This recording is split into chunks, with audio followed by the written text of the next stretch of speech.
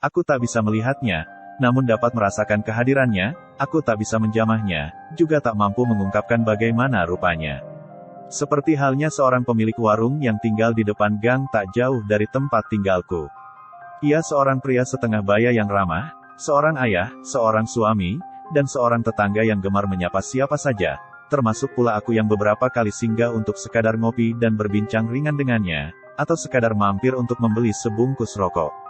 Di suatu sore yang mendung bulan September, aku mampir ke warungnya dan memesan secangkir kopi hitam, serta membeli sebungkus rokok. Aku duduk sembari membalas beberapa pesan singkat yang masuk ke telepon pintarku. Tak lama berselang si pemilik warung pun duduk dan kami berdua mulai terlibat dalam obrolan ringan kami seperti biasanya. Namun hari itu terasa agak berbeda, perbincangan kami tidak seperti biasanya.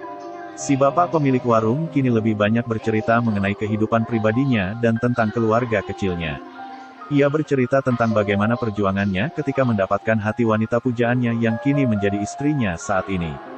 Ia bercerita mengenai putri sulungnya yang kini sedang menempuh kuliah di Fakultas Hukum di salah satu universitas negeri di ibu kota provinsi.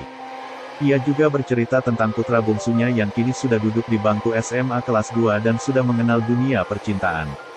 Ia bahkan bercerita tentang banyaknya kesulitan dan rintangan dalam hidup keluarga kecilnya itu, tentang impian-impian besar anak-anaknya dan keterbatasan ekonomi keluarganya.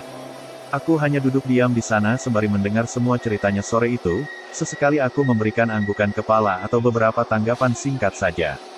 Aku memang berusaha menjadi pendengar yang baik baginya sore itu. Di akhir ceritanya, wajahnya tampak dihiasi senyuman puas dan damai. Ia mengungkapkan betapa bersyukurnya ia atas segala yang ia miliki saat ini, meskipun hidup keluarganya serba kekurangan. Ia juga berkata ia ingin sekali bisa hidup lebih lama, melihat anak-anaknya menjadi orang-orang yang hebat suatu hari kelak.